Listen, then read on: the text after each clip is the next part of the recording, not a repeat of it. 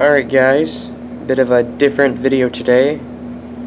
Hopefully it'll be a bit shorter. So this is a price tag from a grocery store, my grocery store. It's one we don't use anymore. It was discontinued, so that's why I haven't. I thought I'd show you guys how to read one of these things in case you're interested for whatever reason. Considering you see all these numbers and the price is obvious. So at the bottom here you got the name of the product. Usually it's abbreviated, but you can see here it's mango Greek yogurt. Of course, the price. Here is the size. So 5.3 ounces, pretty common yogurt size. This is your price per ounce. That's just math. This number is how many individual things come in a case. So in this case it's 12. And it's a very common number for yogurt, for eggs. Juice is usually 6 to a case. Milk is 4 to a case because it comes in crates. The 12 is pretty standard. This number, usually a decimal, is how many cases are sold on a per week basis. So here we sell it says we sell 0.6 cases weekly. And usually what I've been told is about a case a week is a good seller. So this is not a good seller. It means we sell, so if this was 0.5, just to make the math easier, and it comes 12 to a case, we would sell 6 of these yogurts in 1 week, basically. This date is when the tag was put up, so it was put up recently, but also discontinued. So these tags get changed out a lot, because when something goes on sale, we have to replace this entire tag with a new tag, because the sale price is usually attached to the bottom. When the sale expires, we just rip it off the bottom. But then again, when the next sale comes up, again, replacing the entire tag. So that's kind of easier to understand, those numbers. So here you got the barcode, and these numbers under it is the Universal Product Code, or UPC. It's a bit like scientific names for plants and animals, because in the scientific community you have a genus and a specific epithet that makes the species name. So here you can see there's a little divide or space here. This string of numbers is specific to the brand, so it's kind of like a genus. So every brand of this type of yogurt, which I marked out because it doesn't matter, but let's say it was Chobani, so every Chobani yogurt is going to have the same first set of numbers. Second set of numbers, it's usually 5 numbers here, is specific to this one product, so that's kind of like your specific epithet. So together, this makes the Universal Product Code. So, like I said, this applies to every product made by that company. This is specific to that product. So other companies could have the same second part here, but the first part is going to be different. So usually, when we're looking at stocking shelves or seeing where something goes, or looking up a certain item, most of the time we go by the Universal Product Code, specifically the last 5 digits, because it's just easier to look up in a big computer base.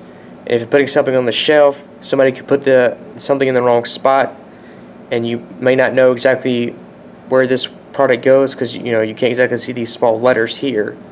You can't really see the numbers either, but my point is, you can usually pick up numbers faster than having to remember a name, because remember, the name is not always spelled out like this.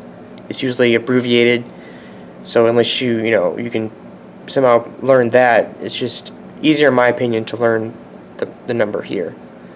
So most of the time that's what we use for a lot of things. This number, these string of numbers right here, That's the product code, or the order code, sorry. It's different for every company. Ours is 6 digits, 2 sets of 3.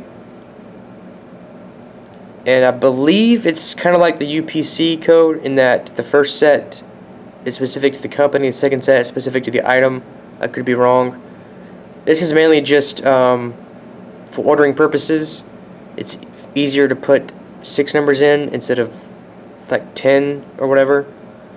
So I think that's mainly what that is and how that works. I honestly don't know what these mean over here.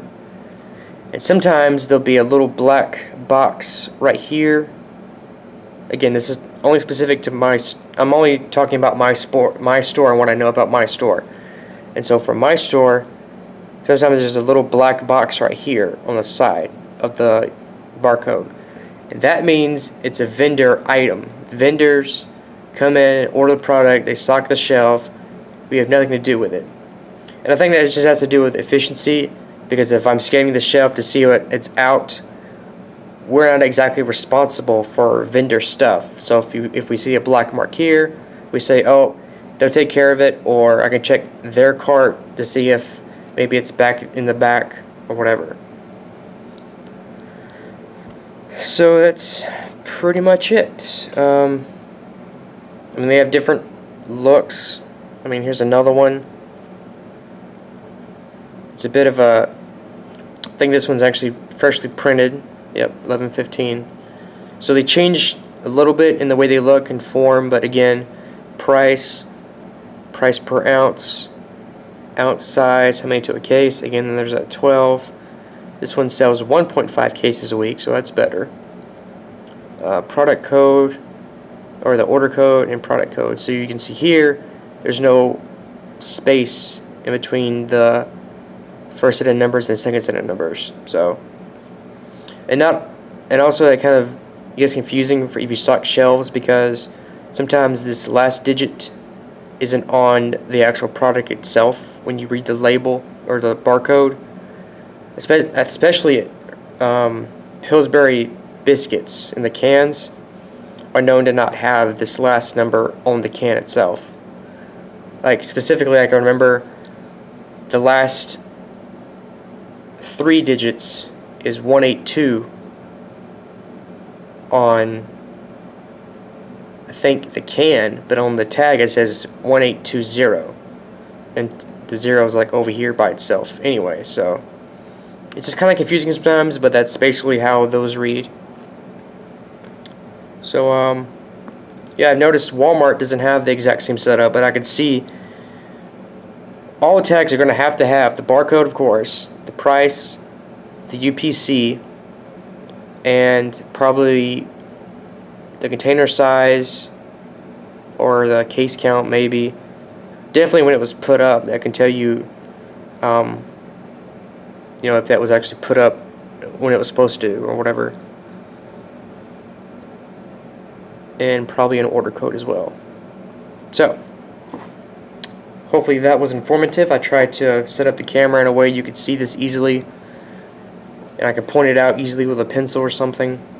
Hope it was interesting. I found it interesting when I learned all those different numbers and how to read it. So, yeah, maybe next time you go to the grocery store, check out a couple of tags or whatever. And there you go. Thanks for watching.